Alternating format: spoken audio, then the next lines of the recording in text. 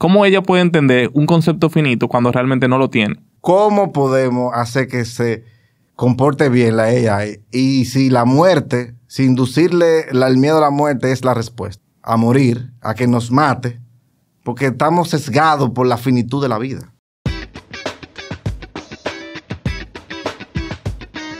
Bienvenidos a un nuevo episodio de Vidas Extraordinarias. Hoy nos acompaña Gilberto Obgio. ¿Obgio o...? Obgio. Obgio. Ah, perfecto, lo dije bien. Sí. Un abogado dominicano que está redefiniendo las fronteras del derecho con su enfoque innovador. Gilberto, con una impresionante trayectoria en derecho médico y de salud, ha dado un salto pionero hacia la integración de la inteligencia artificial en el mundo legal con su proyecto GPT Legal, que vamos a entrar bastante en profundidad en este tema. También una combinación única de conocimientos legales tradicionales, una pasión por la tecnología bien interesante, que incluso estábamos hablando fuera de cámara, y sin duda alguna se está marcando un nuevo camino para todo lo que es el campo legal en la República Dominicana. Así que sin más y con muchísimo background detrás que tiene Gilberto, bienvenido, muchas gracias por aceptar la invitación, viejo. Muchísimas gracias. Usted realmente es un honor. Es así. Bueno. Vamos a empezar directamente con el derecho, antes de entrar a la parte de inteligencia artificial. Cuando yo estaba leyendo tu CV, de tu biografía y demás, que tú has hecho muchísimas cosas diferentes. Tú tienes el tema de que tú tienes el derecho médico, pero después hoy en día tú eres el fundador de GPT Legal con inteligencia artificial. Tú también ejerces en una firma como un partner y eran muchas cosas diferentes. Y hoy en día tú estás teniendo tal vez mucha exposición por el tema de el booming de la inteligencia artificial. Y ahí yo quería entender cómo se da esa unión entre tantos mundos diferentes y cómo esa pasión por la tecnología, si eso fue algo que empezó reciente o eso es algo que ha estado impregnado en toda tu vida.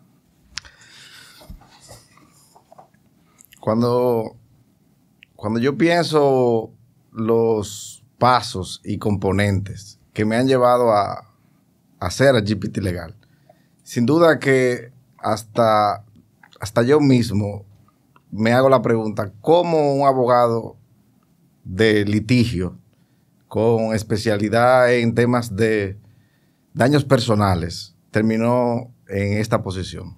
Y te voy a explicar un poco.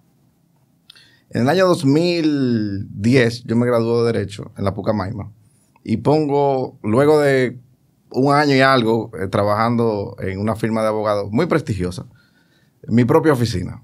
Y me enfrento al dilema de toda persona que pone su negocio, administración de costos.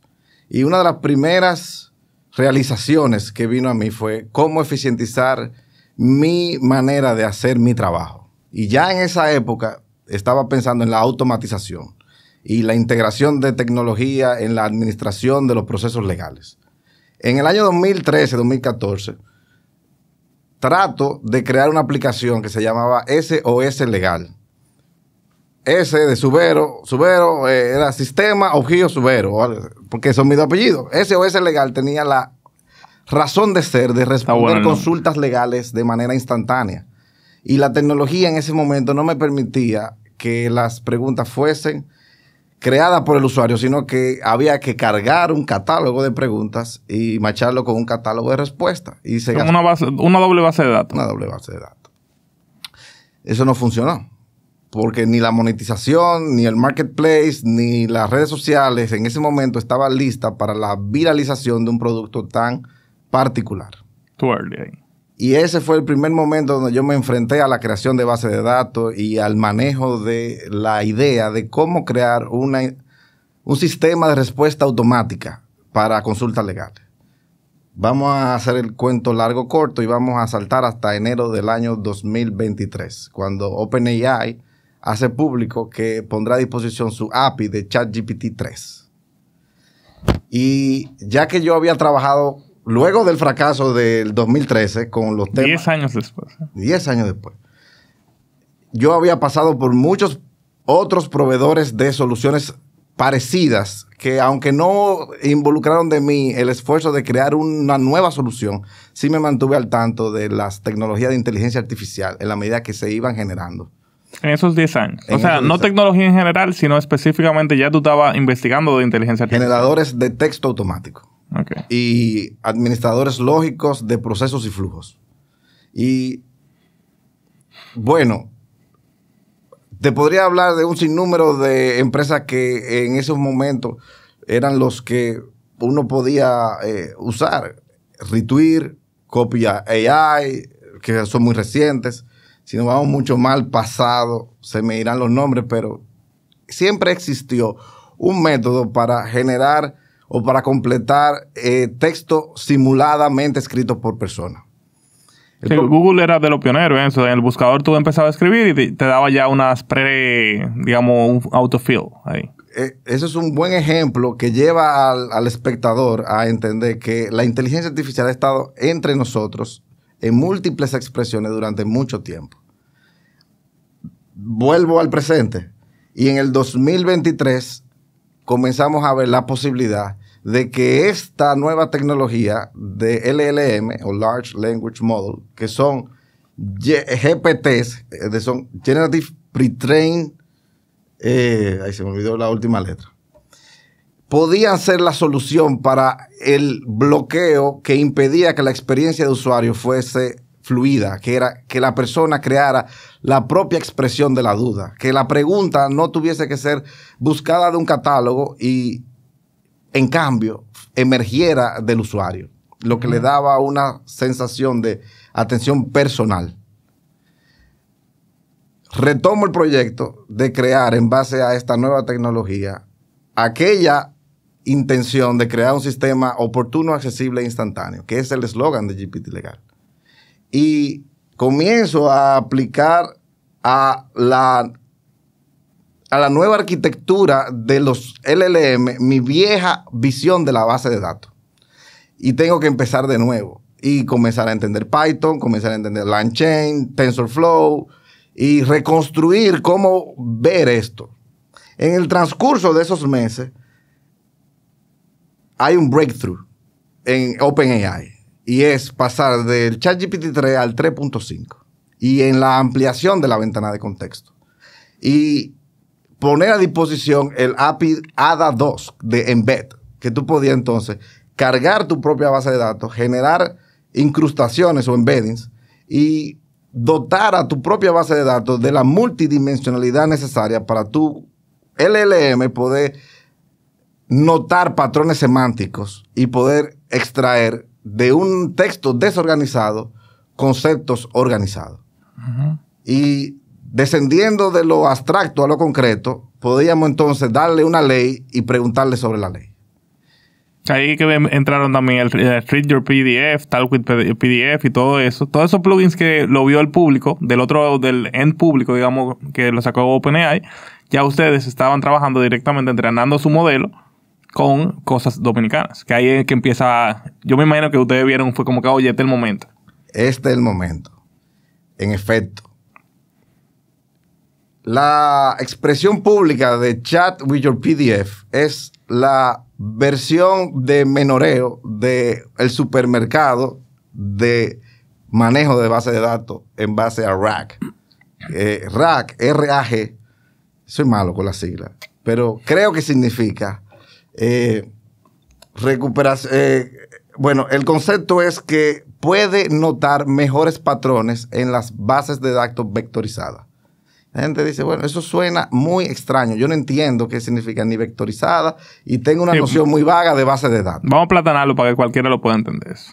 Significa que cuando yo le digo a GPT Legal, me voy a divorciar o quiero comprar un carro, él sabe que yo estoy hablando de derecho inmobiliario, de derecho civil, de la transaccionabilidad, que estamos hablando o de la ruptura de un contrato matrimonial o de la constitución de nuevas obligaciones, y no hay que decírselo, porque la estructura de la incrustación o el embedding que está en la base de datos o en su base de conocimiento le permite aglutinar a través de las redes neuronales los conceptos y emerge la respuesta como si fuese hecha por un humano, y la gente fácil de entender, dice wow, qué personalizado. Y todos decimos wow, porque en efecto, wow, es increíble. Sí.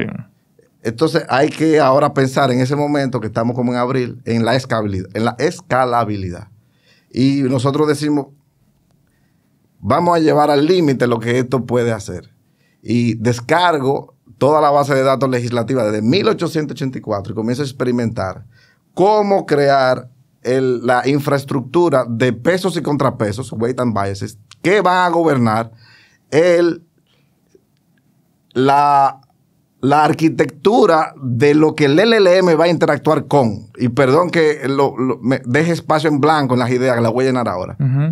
Nadie que se crea que yo programé un ChatGPT. Yo uso ChatGPT 4.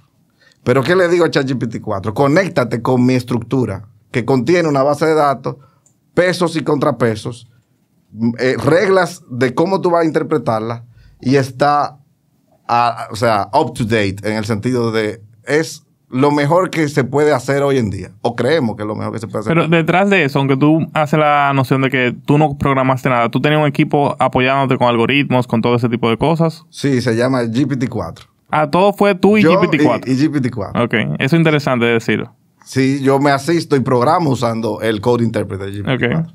Tengo un grupo de amigos que en fases distintas han servido de copilotos, pero que realmente o sus intenciones personales lo han llevado a otra esfera, y hoy en día este proyecto lo mantengo y lo llevo personalmente como lo inicié.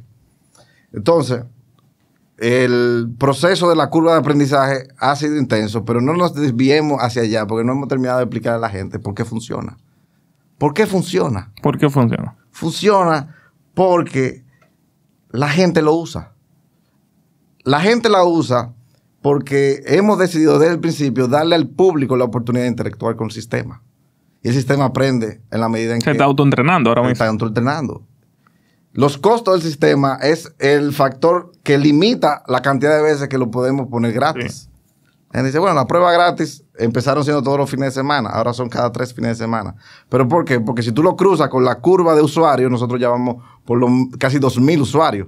Entonces, cuando antes un fin de semana lo usaban 500 personas, 2 veces eran 1,000 preguntas. Ahora, 1,800 personas que hacen una pregunta, son casi 2,000 preguntas. Bueno, ahí hay un punto importante de aclaración para quien esté escuchando y no sabe cómo funciona el API de OpenAI, es que cada vez que alguien hace una pregunta, eso es un call que se le hace al API y eso cuesta dinero. Entonces, es importante que se sepa por qué la importancia de que no se puede ser siempre gratis, es que cuesta dinero esa parte. Claro, y la filosofía de GPT Legal es que la gente colabore pagando por el acceso 24/7, que es lo que le permite a la gente que no puede pagar a usarlo.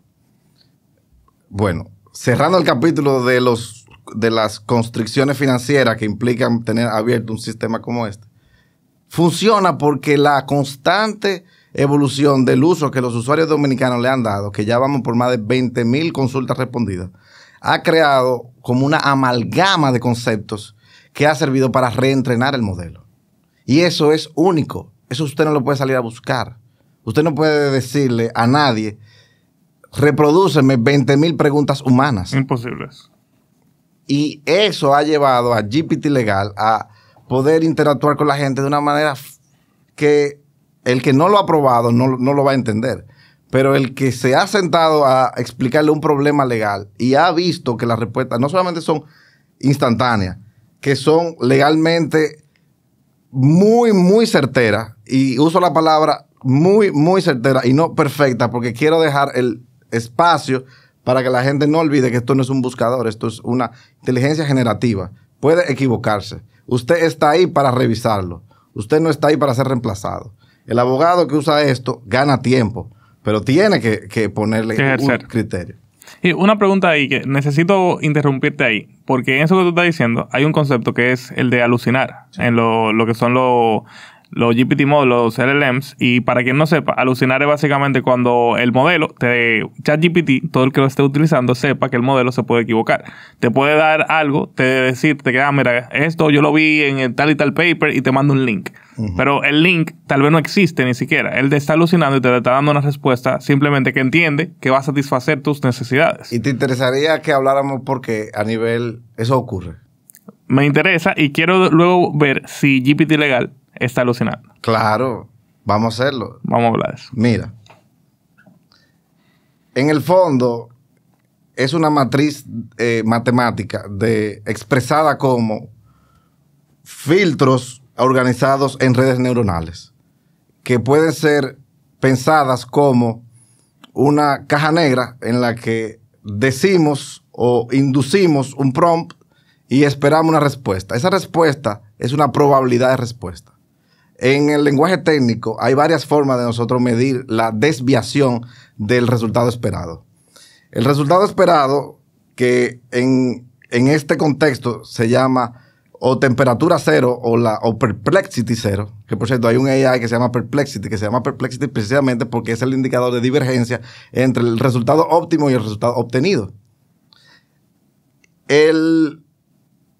La variabilidad en la temperatura o la libertad que le damos al modelo de diverger de lo que sabe para introducir información completada es lo que nosotros tenemos que tener en cuenta a la hora de organizar un caso de uso.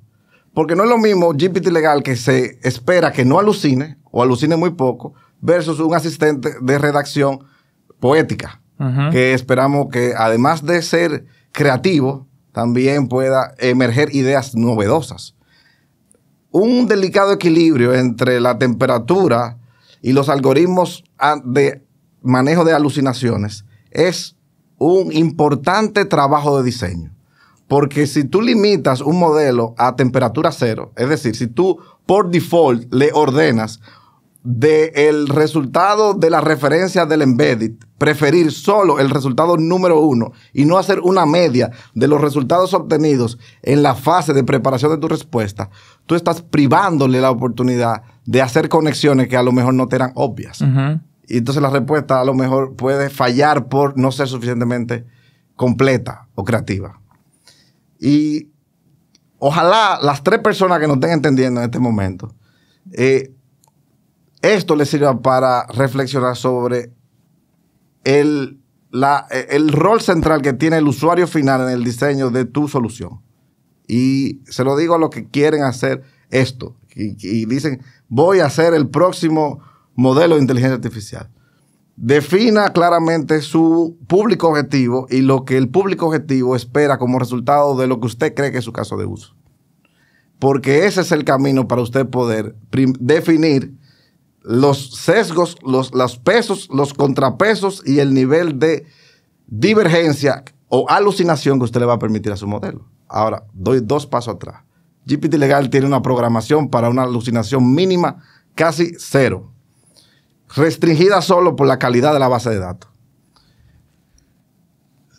Te voy a hacer una pregunta.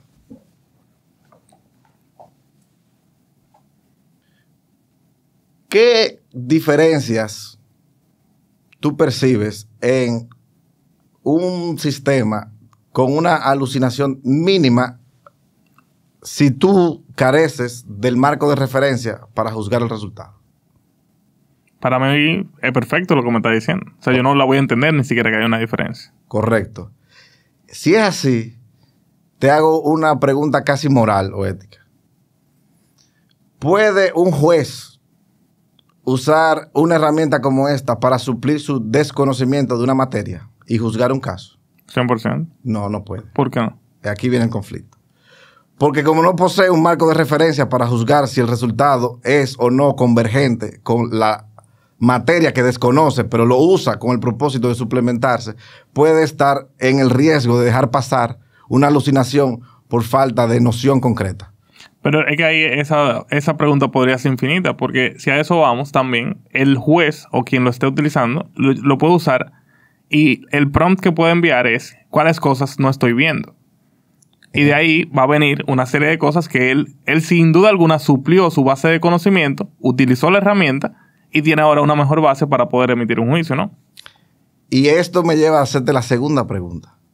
Si la respuesta para la validación del uso de la herramienta pasa por la condicional de la conducta del usuario, has dicho, el juez, si pone el prompt correcto, o al menos entendí que tu noción fue, si limitamos el universo de prompts posible para que use el juez a aquellos que sí son probadamente efectivos, entonces sí se le permite. Entonces, la pregunta es, ¿qué compone el set? ¿Qué compone el grupo de reglas que deberían regir el uso ético de un juez cuando hace uso de la inteligencia artificial? No, eso es súper interesante. Yo te iba a preguntar algo parecido a eso. Porque yo mismo estoy tratando de definir en mi cabeza, como no tengo tanta base legal, no tengo idea de dónde uno pasa la línea de la ética aquí. Pero si uno empieza a pensar, mira que... Vamos a decir que no hay ningún tipo de condicionante hoy en día. No hay ningún tipo de limitante para quien pueda usar un GPT de cualquier tipo, ya sea GPT legal o cualquier otro que existe en el universo. Y un juez lo está utilizando y otro no lo está utilizando. Al final, ambos tienen la tarea de documentarse lo mejor posible sobre un tema para poder ejercer su mejor opinión posible. Pero es la tarea de ambos jueces y cada uno, bajo sus herramientas y condiciones, van a poder elevar su nivel de conocimiento. Uno usa un GPT legal, entonces va a tener tal vez un nivel de conocimiento más alto que quien tal vez se fue para una biblioteca y empezó a buscar contenido, empezó a buscar en internet, empezó a hacer todo de una manera un poco más manual, y el otro está viviendo en el futuro, que hoy en día es el presente. Simplemente le preguntó a GPT legal y empezó a rebotar ideas de lo mismo que él estaba leyendo con ese GPT legal. En ese caso yo no veo ningún tipo de inmoralidad o una falta de ética, porque simplemente es una herramienta que están supliendo una falta de conocimiento. Sí, y lo es porque al principio de la exposición de esa idea, tú dijiste algo clave. Es de ambos la responsabilidad de tomar, de saber de la materia de lo que van a juzgar. Y definiste quizá la primera regla de un código de ética de los usuarios de los usuarios judiciales de la inteligencia artificial, que era la pregunta inicial. ¿Qué conforma el set de reglas que debe gobernar un juez que use una inteligencia artificial? La primera de ellas, sin duda alguna, le diste en el clavo. No debe ser absorto al tema del que va a trabajar, porque de ahí emerge una serie de juicios y valores éticos profesionales que van a gobernar el uso responsable de inteligencia artificial, que debería ser un núcleo central en la discusión no solo del gobierno, que acaba de poner sobre la mesa una estrategia nacional de inteligencia artificial, sino de los usuarios que vamos a prestar servicio a terceros, quienes esperan de nosotros la aplicación de un criterio mejor. Y aquí el valor de la inteligencia artificial no reemplaza al humano, lo empodera. El abogado es un mejor abogado si lo usa, pero no es un mejor abogado si se delega en la herramienta, el juicio humano. The human in the loop, el humano en el ciclo, es lo que permite la retroalimentación en mejoría. Y eso me lleva a lo que dije anteriormente. GPT legal funciona porque la gente lo ha usado. Es eso, en su esencia, lo que estamos repitiendo. El humano aporta el contexto que permite al sistema alinearse. Otro tip para alguien que quiera hacer esto. Si las fronteras del dominio del conocimiento lo conforman un universo estrecho de personas. Vamos a decir que tú quieres hacer un sistema de inteligencia artificial sobre un tema poco discutido, muy nicho, muy particular. Tú puedes usar otro sistema de inteligencia artificial para hacer data sintética y crear una gráfica de conocimiento, un knowledge graph, que es el estado del arte en el que hoy se piensa que es más fácil almacenar conceptos para proveérselo a un LLM. Y ya pasamos de la noción de tablas de SQL, de embedding. Ahora estamos pensando en soluciones como la de Neon J4, que es knowledge graph que nos permiten predeclarar cómo están vinculados los conceptos o las entidades sujetos a análisis. Y sé que nos fuimos otra vez a la nube, sí. Pero vamos a aterrizar rápidamente. La ética en el uso de la herramienta artificial es primordial para que la transferencia horizontal entre los diferentes usuarios del sistema pueda ser acelerada. Pero ahí en ese tema, desde tu perspectiva, ¿qué sería una falta de ética usando la inteligencia artificial? Si sabemos que los sistemas de inteligencia artificial tienen un rango de divergencia de lo real, no revisar los artículos, no revisar aquello en que fallan más, es una falta de ética. Lo decían los marinos. cuando se navegaba todavía con astrolabio, y decía, el error conocido no es error, y se referían a las cartas de navegación. Si se sabe que existe un error de 1% hacia la izquierda o hacia la derecha, cuando el viento de estribor era de tal o tal manera, y el marino que estaba encargado de la dirección no compensaba el error, ese era el error. Es decir, el usuario que la usa sin ponderar sus debilidades, lo hace negligentemente. Ya entiendo, cuando tú te refieres al tema de ética, siempre es desde la perspectiva del abogado que la usa, digamos, sin ningún tipo de criterio de que tiene que revisar lo que está recibiendo. El output del LLM.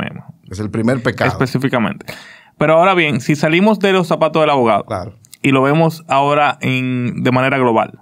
Aquí todo el mundo lo está usando, el ciudadano común empieza a usar GPT legal o empieza a usar cualquier tipo de inteligencia artificial. ¿Dónde están las faltas de ética que tú ves que te pueden preocupar?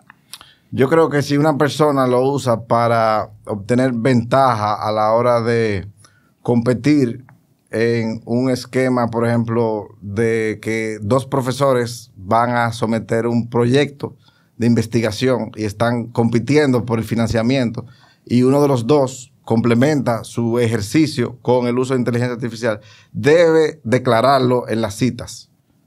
Es decir, quien produce contenido asistido debe transparentar cuál es el nivel contributivo que ha tenido ese AI en su producto final. ¿Y tú crees que eso va a ser una práctica real? Porque yo estoy imaginando en cualquier otro tipo de escenario de la historia de la humanidad que ha llegado a algo disruptivo. Si vamos a poner un ejemplo bien pendejo, pero es un ejemplo. Vamos a decir que había una carrera. Y la carrera era quien llegara primero de Santo Domingo a Santiago. Yo reviso quién pasa la meta. Yo no sé cómo tú llegaste. Había gente que se fue en caballo, gente que se fue a pie, y otra gente se fue en carro. Nadie sabía nada, porque el carro acababa de salir, digamos. Quien llegó al final usó una herramienta que es pública. Sí. Y llegó, él no hizo nada malo. Y lo único que vieron del otro lado fue quién pasó la meta primero. La pasó el mismo día. El que llegó en caballo 4 días después y el que llegó caminando 2 meses después. Hoy en día está pasando algo similar. Entonces, la herramienta es pública para mucha gente. Y básicamente, yo no sé si es una realidad que todo el mundo va a empezar a poner, mira, esto fue hecho con inteligencia artificial. Yo llegué en un carro en vez de un caballo. Entonces, ahí ya de manera pública normal. Yo entiendo en un ámbito, si estoy creando una tesis, estoy creando un libro, ahí yo lo entiendo. O tú estás diagnosticando una enfermedad. O estoy diagnosticando una enfermedad, ahí yo lo entiendo. Pero en el usuario común normal, no lo van a decir. O yo lo veo muy difícil que empiecen a poner que en todo, esto fue hecho con inteligencia artificial. Estoy de acuerdo contigo. Creo que son obligaciones de los profesionales que prestan servicio asistido por inteligencia artificial. 100% creo que el uso particular, salvo aquel que se rige por políticas académicas a nivel de las universidades, para el caso específico de los estudiantes, está liberado de decir, esto fue con AI. Pero tú quisieras que tu radiólogo te dice... No, yo quiero saber. Tú estás libre de cáncer y esto lo dijo una máquina, tú tienes cáncer y tú dices, pero doctor, ok, está bien, lo dijo la máquina. Pero ¿Y usted lo vio? ¿Usted revisó? Exacto. ¿Quién se equivoca ahí si el diagnóstico es errado? ¿A quién tú vas a demandar? ¿Quién se va a parar ante el juez? ¿Qué pasa ahí desde el punto de vista legal? Es la persona física responsable, porque está vinculado por la obligación de los proveedores, por la ley 358. No se va a poder liberar diciendo, esto lo dijo OpenAI. No, es la persona física. Entonces, en este mundo, el profesional que usa AI debe preocuparse por hacerlo bien y por usar buenas herramientas. Por eso es que usted no puede hacer un contrato en ChatGPT y dárselo a su cliente y esperar que su cliente esté contento. Porque seguro él ya sabe cómo habla ChatGPT. Lo va a leer y va a decir, pero tú lo hiciste con ChatGPT, hermano. Eso no está bien. Entonces... Una alucinación clara ahí. Usa una mejor herramienta. No te digo que use GPT legal. Pero aunque la use, revísalo. Y creo que le hemos dedicado un tiempo muy valioso solo a hablar sobre eso. Probablemente haya otro tema que tú quieras. Sí, pero ese es un tema caliente. Y yo, de todos los temas que tú estás viendo en AI y ligado al derecho, más allá de GPT legal y de lo que está pasando aquí actualmente, yo quería preguntarte, que veo que tú sabes mucho de muchas cosas dentro del mundo de AI, ¿cuáles son las cosas que te parecen más fascinantes de las cosas que están pasando ahora mismo? La multimodalidad. El traductor universal. Vamos a aterrizar todos los conceptos. Sí, que usted va a poder hablar con una ballena. Sorprende, ¿verdad? Te voy a decir lo siguiente. Hay un experimento en el Pacífico donde se está captando una cómo todos los sonidos. Lo curioso es, y ahora te voy a decir, porque me lo preguntaste. Primero, lo que a mí me sorprende, pero no es lo más relevante. Después yo te voy a hablar de lo más relevante. A mí me sorprende la posibilidad de que más temprano que tarde podamos decodificar o hablar por primera vez con otra especie que no sea humana. Y tú dices, Gilberto, tú estás diciendo un disparate. No, no lo estoy diciendo yo, lo están diciendo los científicos, que tienen la esperanza de que, logrado un suficiente número de ejemplos, podamos deducir los patrones semánticos de la comunicación entre ballenas, que son cetáceos altamente evolucionados, y que se sabe que hay una recurrencia en los patrones de comunicación. Y lo interesante es que la multimodalidad de los LLM permiten tú poder transmutar un dataset en otro dataset. Y tú dices, bueno, esto expresado en palabras es un cactus. Sí, pero hazme una imagen y Dalí te hace la imagen. Y si tú dices, ahora yo quiero una canción en base a esta imagen, te hace una canción. Y te hace un video. Y tú dices, ¿cómo es que la expresión de lo mismo puede ser ¿cómo es que el concepto puede encontrar transposición en diferentes expresiones? Porque el núcleo subyacente de lo que lo define en el mundo matemático es esto de la embedding. Ese fue un gran breakthrough. Es eso de tú poder expresar en cientos y cientos de dimensiones lo mismo. Entonces tú dices, ok, ahora vuelve a lo de la ballena. Explícame lo de la ballena otra vez. Significa que así como un día alguien de la nada le dijo a ChatGPT, escribe en Swahili, y le respondió en Swahili, sin haber estado entrenada en Swahili, tenemos la esperanza de que un día digamos, dile a las ballenas que vengan y que van a venir. Eso es una maldita locura. Y es posible. Entonces, bueno, si es posible, ¿qué otras cosas son posibles? Y si nos vamos por ahí, tengo mucho que soñar, porque eso es un sueño que se puede volver realidad. Ahora, ¿qué es lo más relevante en la inteligencia artificial? Microsoft con OpenAI anunció private computing y la puesta en disposición a los negocios micro, mediano y grandes de que con compliance de su data pueden alimentar sistemas de LLM propios. Y creo que vamos a asistir a la expansión rápida de que cada compañía va a tener su propio AI. Cada compañía. Cada compañía. Bueno, yo diría que con los Custom GPT de OpenAI ya eso está pasando. Pues todo el mundo va a poder tener una versión básica de su propia compañía. Por ejemplo, en el caso de nosotros, en Luxia, nosotros agarramos y creamos un Custom GPT de la firma de arquitectura. Le pasamos toda la bio, todo lo que es la compañía, todos los proyectos que hemos hecho. Y tenemos una base de datos, cualquier cosa, y le pregunta, mira, ¿en qué proyecto hicimos tal y tal cosa? Y me lo va a decir. Y eso es como una inteligencia artificial para la compañía de nosotros, que yo la hice en un día, básicamente. Pues yo tengo la data. Imagínate eso si yo lo multiplico por 10 y yo soy una compañía pequeña. Imagínate que tú a tu LLM, a tu plugin, le digas, mándale a el plugin de Gilberto y de su oficina de abogados que me hagan los contratos que me faltan. Y ni yo ni tú veamos ese mensaje. Tú recibes los contratos porque lo hizo mi AI, tu AI lo revisó y... Eso está fundido. Y después tú le dices, mándenselo al contable. Y lo recibe el contable. No, el AI del contable. ¿Me sigue? Ajá. Entonces ya los correos... Hay que pensar que va a haber un punto no muy lejos en el tiempo donde cada compañía va a tener un endpoint de su API. Y va a ser súper fácil tú decirle simplemente a un AI, comunícate con otro AI. Y eso lo puede hacer realidad algo como lo que Microsoft con el private computing permite, porque las leyes, y aquí la gente, aquí voy a decirle, déjame poner mi granito de arena. ¿Por qué te lo había pasado antes? Porque las leyes, que es un freno que la sociedad le pone al avance con el propósito de que no vayamos tan rápido, de que nos equivoquemos de una manera tan grotesca que no le podamos dar rewind. Las leyes son las barreras de contención importantes. Esa es una de sus funciones. Y dicen las leyes que la data hay que manejarla de X, Y o Z forma. Bueno, entonces no se podía simplemente uno decir, bueno, voy a poner toda mi data en la nube y esperar de que no hagan cosas con ella. Pero hoy decimos, si Microsoft lo hace mal, Microsoft lo podemos demandar porque él es compliant. Entonces nos podemos liberar de los costos de ser compliant a los micro y pequeños empresarios. Eso es realmente increíble. Otra cosa increíble, lo que Nvidia está haciendo con el Omniverso. Y si alguien no lo sabe, imagínense el metaverso que le han vendido, pero por decirle una palabra que sintetice tantas cosas. Es una segunda expresión de la realidad. Una segunda realidad, literalmente. Eso es impresionante lo que están haciendo. ¿Tú quieres saber otra cosa que puede estar en el futuro cercano y la gente ni se lo imagina? DeepMind, que ya no es OpenAI, con el AlphaFold, que ha podido sintetizar la estructura molecular de las proteínas, va a poder permitir que... Cuando esto lo vean en 10 años, este hombre... tú vas a poder tener algo que se va a parecer a un microondas en tu casa, pero es una farmacia. Y tú le vas a poder decir a Pfizer, yo necesito una aspirina, y tú no vas a tener que salir a comprar aspirina. Una impresora 3D... yo no sabía de eso.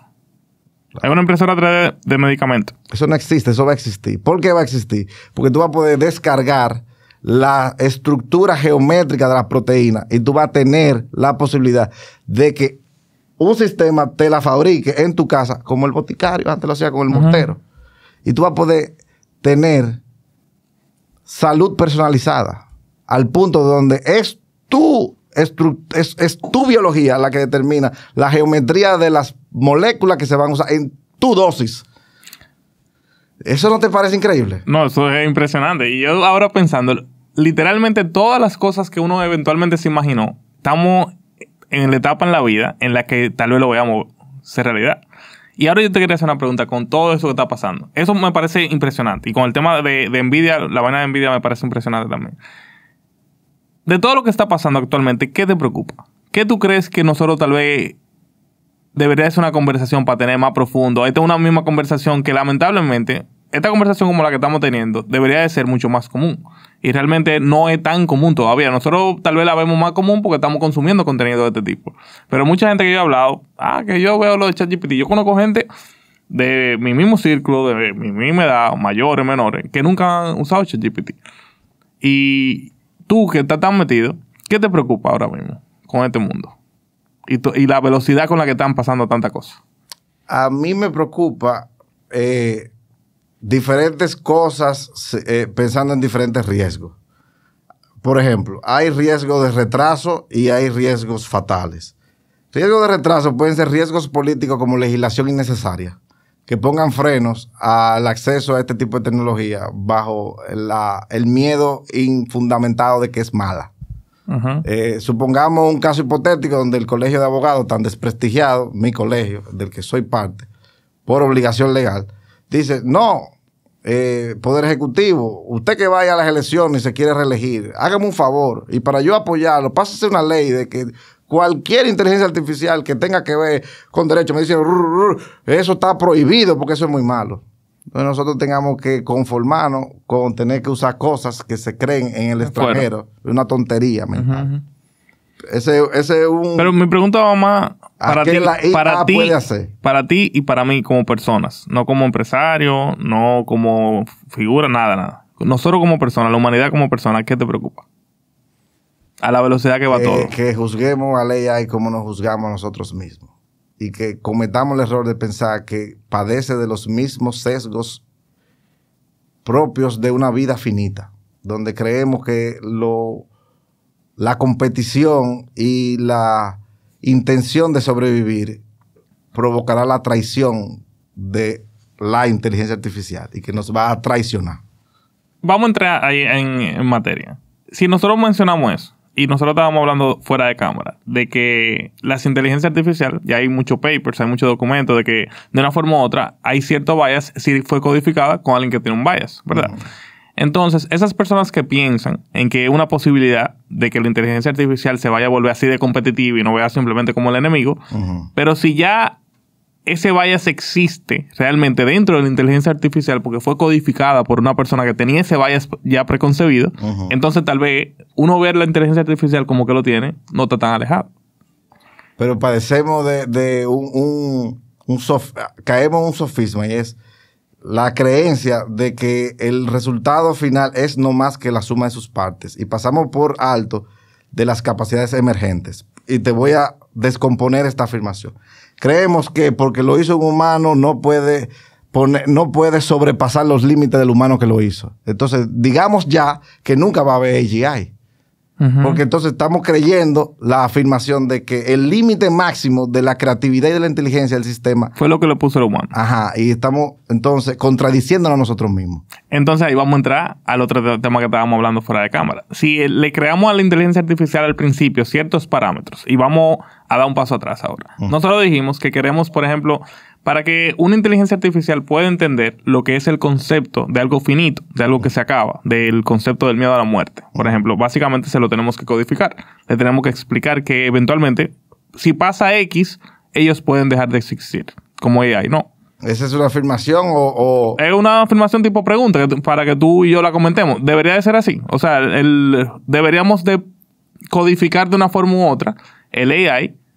Y yo no sé si he creado unos parámetros, unos boundaries de dentro de cómo funciona una SLM o... Yo voy a entender tu pregunta como si tú me quisieras hacer la pregunta de cómo podemos hacer que se comporte bien la AI y si la muerte, si inducirle el miedo a la muerte es la respuesta. Yo estaría correcto. Son dos cosas diferentes. Porque yo te voy a explicar el concepto completo de lo que te quiero preguntar, aunque tú me tengas que ayudar a formularlo para que tú lo comprendas. Si no era eso, permíteme entonces creer que tú me hiciste una pregunta de cómo le aportamos conceptos nuevos y si estamos limitados a la programación predefinida.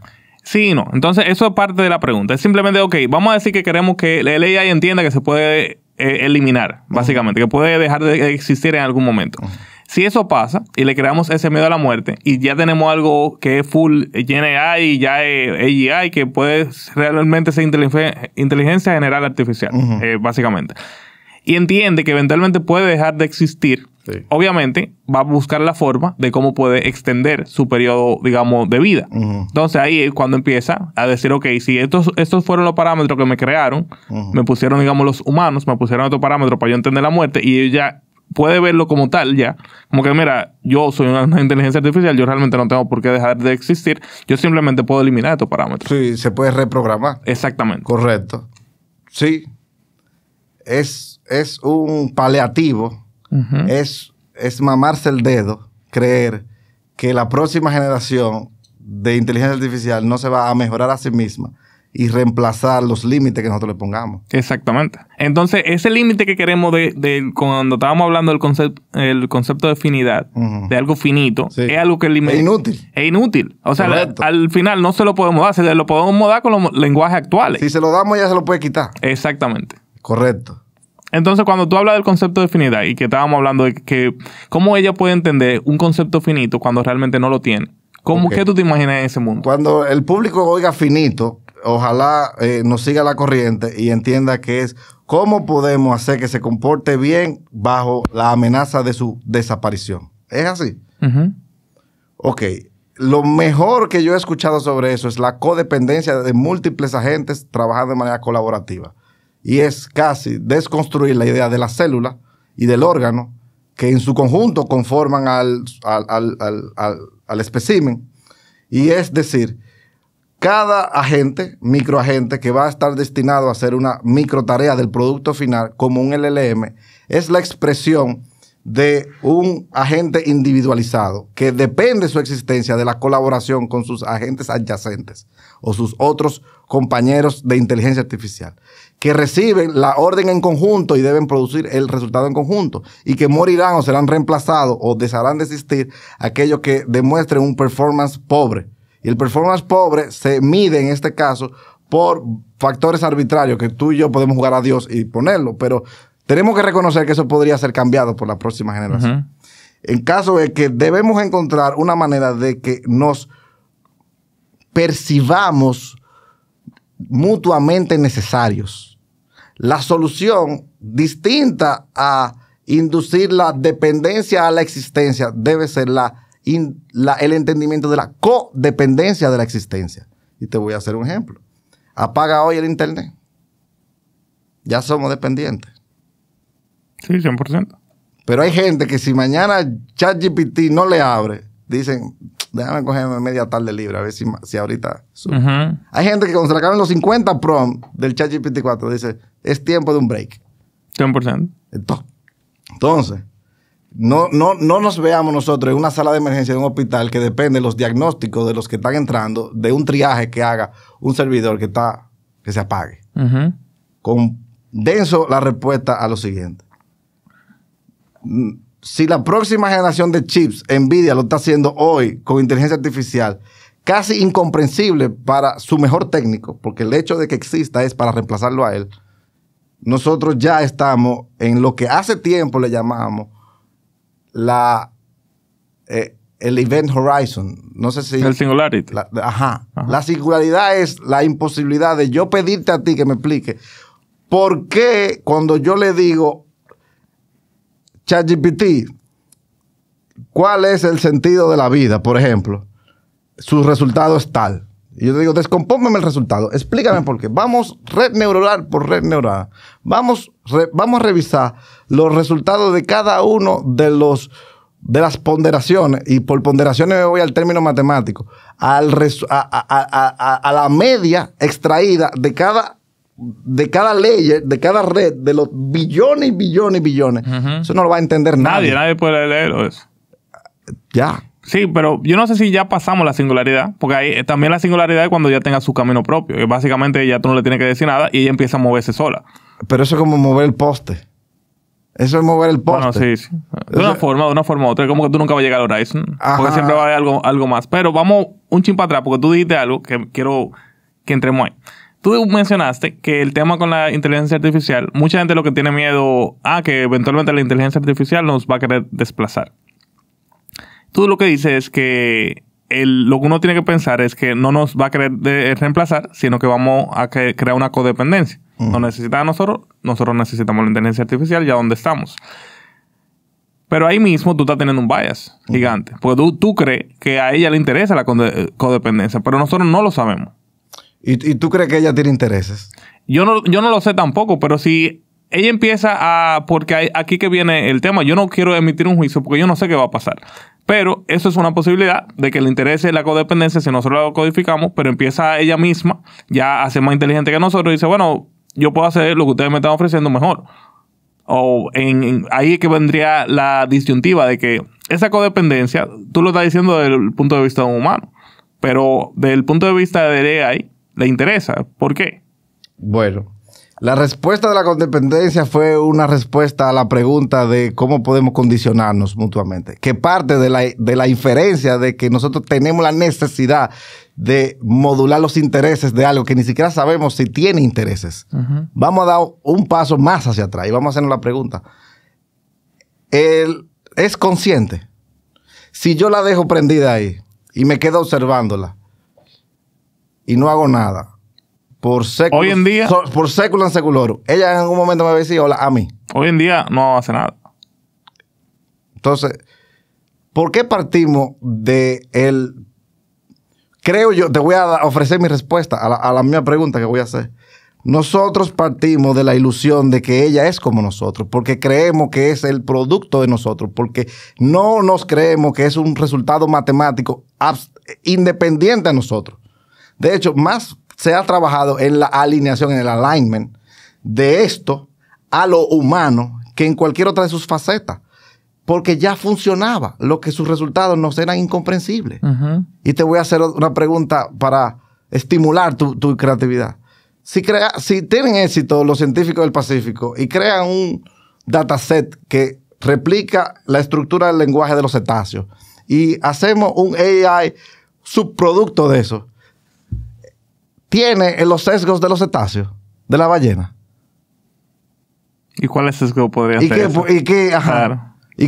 ¿Y si le damos un juicio moral a eso, le decimos, elige entre una madre que está embarazada y otro ser, ambos van a morir, ¿cuál va a salvar? Va a salvar a la madre. Va a salvar. O sea, somos tan ingenuos de pensar que somos nosotros. Uh-huh. No, nosotros experimentamos el resultado de que lo hemos hecho para nosotros. Por eso dije al principito, el enfoque primordial de alguien que vaya a hacer esto es identificar a su público y el caso de uso que él cree que su público usará con eso. Y te voy a dar otra expresión de lo mismo. Si el humano se encontrara con esta tecnología que hubiese provenido del espacio, de otras cosas, ¿la entenderíamos? No. Pero ella podría entendernos a nosotros. Si estuviera entrenada en nuestro lenguaje. Ajá. Y si lo hace, y si vemos que ella se comunica con nosotros, pero no nosotros con ella, ¿qué postura vamos a tener frente a ella? ¿Es un Dios? ¿Es una amenaza? ¿Es el infierno? ¿Qué? Probablemente miedo. Miedo, 100%. A morir, a que nos mate, porque estamos sesgados por la finitud de la vida. Uh-huh. Y eso es un velo que mucha gente no lo va a superar nunca. Sí, es cierto. Y al final tú me hiciste un comentario que es importante como que se desglosa un poquito y que al final la AI es pura matemática. Lo que pasa es que la hemos convertido en una matemática que podemos interactuar con ella. Que habla en español. Que antes 2 más 2 eran 4 y tú no podías hablar con el 4. Tú no le podías decir, pero el 4, ¿y cómo tú te sentirías si tú me haces un poema con el mismo 4? Y ahora él te rapea con el 4.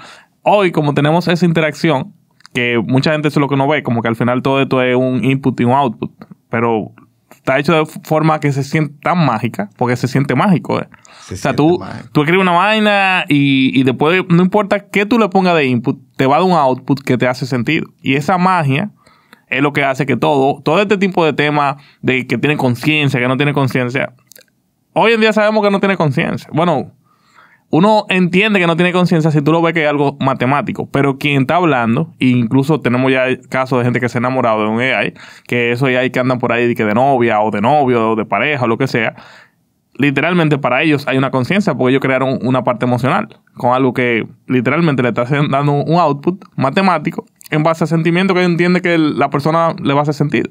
Y nosotros le estamos dando el sentido a la AI. Entonces ahí, ¿qué va a pasar cuando, por ejemplo, yo estaba viendo algo creo que salió en estos días, algo de que ahora mismo ya hay AIs que tienen un nivel de persuasión y de negociación más alto que la media de cualquier humano. Sí. Entonces, así mismo, pero a nivel personal. Cuando hayan AI, como en Black Mirror, que tú ves que tú puedes... Se murió tu esposa y tú le metes el AI de, qué sé yo, a un clon de ella. Uh-huh. Y empieza a hablar y tú la ves como tu esposa y te empieza a hablar y tú empiezas a generar sentimientos con eso. Sí, todo eso va a ser posible. Y va a tener un precio y la gente lo va a pagar y se va a entretener con eso un rato. Qué maldita locura va a ser eso. Ya pasa. Ya pasa. Si pasa con un chat, imagínate cuando tú lo puedes tocar y agarrar. Ya pasa. Y aquí en Dominicana, ¿qué tú estás viendo con el mundo del AI? Más allá de GPT legal. Veo mucho interés. Bueno, creo que ya especificaste tu pregunta de tal manera que tengo que pensar en personas que están haciendo emprendimiento con AI. No necesariamente emprendimiento. A nivel nacional, ¿qué tú has ido viendo? ¿Qué tú entiendes que todavía le falta a Dominicana? ¿Qué tú entiendes que todavía puede pasar aquí? Una agenda para llevar a este país a realmente poder ser un crisol de donde puedan emerger proyectos como este, requiere que el Estado entienda 2 sencillas cosas. No es hacer una estrategia de inteligencia artificial, no se puede implementar sin una estrategia de verdaderos datos abiertos, que ya se había ordenado por decreto, pero que no tiene una implementación real porque la estandarización de la calidad del dato es una tarea pendiente. Y creo que si nosotros pensamos en quién va a ser el que pague para que los emprendedores puedan sobrepasar la curva de financiar esto, tenemos que creer que el Estado va a ser uno de los primeros clientes. Entonces necesitamos tener un Estado que comprenda la arquitectura de los bloques que construyen esto y disponer su data de manera abierta. Ese es 1. 2, que no se meta en el medio una ley tonta, que esperemos. Que tranque el proceso. Ajá. 3, que sepamos comunicarle a la fuerza de trabajo de que el adoptar esto no hace más que hacerlos más productivos y preservar sus puestos de trabajo, no así reemplazarlos para que ellos no sufran por su propio sesgo la falsa creencia de que tienen que rechazarlo, crean una animadversión, nunca aprenden y entonces sí son reemplazados. Porque no va a ser un AI que te reemplace si tú eres abogado, ingeniero, arquitecto. Va a ser un abogado.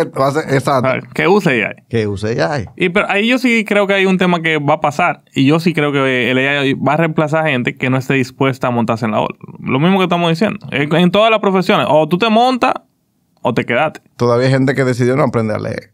Literalmente. Entonces ahí es o te montas o te quedas atrás. Y yo creo que es un miedo que es sano que la gente tenga. Como que, oye, si sale una nueva tecnología y el mundo se está montando arriba, lamentablemente tú tienes que actualizarte. Y eso pasa con cualquier tipo de industria. Sí. Yo te tengo una pregunta a ti. ¿Qué tú ves? Tú que hablas con tanta gente. ¿Qué tú crees que va a pasar en inteligencia artificial aquí en el país y fuera? ¿Qué tú ves? Mira, fuera, como te comentaba, en el viaje de Silicon Valley que tuve hace unos meses ahora, realmente la velocidad que está pasando el tema del AI es mucho más rápida de la que uno está recibiendo aquí en Dominicana. O sea, aquí en Dominicana uno ve la noticia y todo eso, pero allá eso se suda tanto que en la conversación que yo estaba teniendo, que fue a la conferencia de Andrew Ng, que es uno de esas mentes brillantes detrás, era una universidad, era en Stanford. Y adentro de Stanford, nada más porque él iba, esa vaina estaba repleta de gente. Gratis, simplemente, para escuchar a ese tipo hablando de eso. Y esa misma fiebre se siente en la ciudad completa. Y ahí están hablando a nivel de cuestiones éticas, de cosas que están pasando, carros que se están moviendo. Escuchamos, por ejemplo, algo que nunca lo habíamos visto. ¿Cómo es posible? Esto fue como algo que yo nunca lo había escuchado ni lo había leído. ¿Cómo es posible que Tesla cree un monopolio a nivel de vehículos? Y eso lo estábamos viendo allá en Silicon Valley, nos lo estaban explicando, que era bien interesante. Porque Tesla hoy en día siente como no es un carro de lujo, pero es un buen carro, ¿verdad? No es un Rolls Royce, pero un carro que no es económico. Y allá nos estaban explicando cómo hay ideas de volver eso mismo un monopolio a través de diferentes tipos de cosas, y nos estaban explicando cómo el AI entra ahí en juego. Por ejemplo, te voy a poner el mismo ejemplo que nos pusieron. Imagínate en San Francisco o en cualquier tipo de ciudad de Estados Unidos, parquearse es un tema. En cualquier ciudad grande es un problema eso. Pero no solamente es un problema. El carro es un problema de una forma u otra, porque tú lo compras, pero tú nada más lo usas cuando tú lo estás manejando, literalmente. Que es lo mismo que con una casa. Entonces, a donde ellos están apuntando es que todos los carros sean generadores de efectivo para cualquier tipo de familia. Tú lo usaste, desde que tú lo usaste, el carro se fue a taxiar, básicamente, y empezó a generar dinero. Entonces, el carro deja de ser una compra de comodidad y empieza a ser literalmente una fuente de producción. Pero asimismo, nos siguen explicando, ahora imagínense que en cada ciudad, de las ciudades grandes, empiezan a hacer parking lots donde nada más los carros Tesla se puedan parquear. Como tienen Tesla, yo no sabía eso, le llevan data de AI, de todo lo que ha pasado con todo su carro, millones y millones de datos al que va en segundo. Ponte que Google o cualquier otro tipo de carro tiene una fracción de la data que tiene Tesla. Y eso mismo, con todo lo que está pasando, era como que Tesla eventualmente pondrá sus edificios en lo que los carros llegan solos, se parquean en cualquier tipo de spot, te dejan en tu casa y van y se parquean. Y eso empieza a resolver incluso el problema de los parqueos dentro de todas las ciudades grandes. Y ahí es que nos dicen, Tesla en 15, 20 años puede ser que tenga un monopolio del vehículo. Si los otros carros no empiezan a hacer cosas diferentes, pero tienen tanta data adelantada a tanta gente que puede ser algo bien interesante. Obviamente, es una teoría. Pero de la gente que lo estaba diciendo, de todo lo están hablando ya en universidades. Entonces, allá el tema del AI es tan público, es tan abierto y está tanta gente fundiendo con el tema que es muy interesante. Entonces, si lo traemos para acá, aquí, ¿qué podría estar pasando? Así como gente como tú, que están ya trayendo ese tipo de tecnología, yo creo que van a empezar a aparecer más jugadores. Aquí, eventualmente van a llegar jugadores internacionales que van a empezar a disruptir un poco el mercado. Y yo tengo el mismo miedo que tú, que el gobierno o el sistema legal o lo que sea empiecen a poner trabas para que eso no pase. Sindicatos, quién sabe, cualquier tipo de gente que sienta que eso va en contra de sus intereses empiezan a poner un tipo de obstáculo. Eso sería un miedo ahí importante.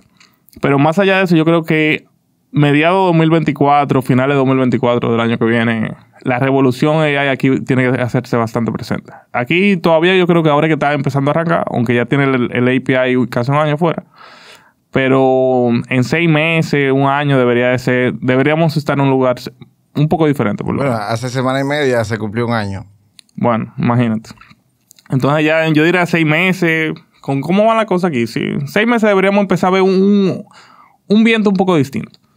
Pero en Estados Unidos, viejo, de verdad, la cosa que están pasando, la velocidad que está pasando allá es impresionante. Yo quisiera que la gente pensara con optimismo. Sí, y para cerrar, no sé si... ¿qué tiempo tenemos? Ya tenemos... Estamos en cierre ahora. La gráfica que representa el cúmulo de los avances tecnológicos y su impacto en la calidad de vida es ascendente durante toda la historia de la humanidad. Es decir, es obvio que hoy estamos mejor que hace 20 años. No hay razón para temer. La gente teme porque quiere tener miedo. Si la gente incorporara el optimismo y viera las posibilidades de esto, fuera increíble, hermano. Fuera increíble. Sí, fuera increíble. Mira, tú hiciste tu plugin. ¿Quién te ayudó? Yo estoy trabajando con unos árabes. Bien. Lo contraté online y estamos trabajando. Perfecto. Imagínate eso multiplicado por 100,000. Y así que se transforman las cosas. Es de poquita gente haciendo mucha vaina. O mucha gente haciendo poca cosa también. Como uno quiera. Pero al final, y quiero que alguien se lleve algo de esto. Aquí hablamos de muchísimos términos, a veces nos fundimos un poquito. Pero al final, esto es conocimiento público. Todo lo que estamos hablando aquí es por pasión. Porque tú tienes una firma de abogado, tú tienes muchísimas cosas. Soy parte de Pellerano Nadal. Eres parte de una firma de abogado. Y esto es algo que tú iniciaste por pasión propia. Nadie fue que te dijo, hey, tú tienes que aprender esto. En mi caso fue igual y así muchísima gente. Y es lo mismo. O tú te adaptas o tú te mueres. Entonces, ojalá que quien pueda escuchar este episodio, lo que se lleve es eso. Como que, oye, nosotros podemos ser parte de ese cambio. Sí. ¿Qué tenemos que hacer para empezar en este trayecto? Entonces, ahí, Gilberto, para la gente puede dar contigo, alguien que quiera saber un poco de GPT legal, ¿cómo puede dar contigo y cómo pueden empezar a utilizar la herramienta? Instagram y, bueno...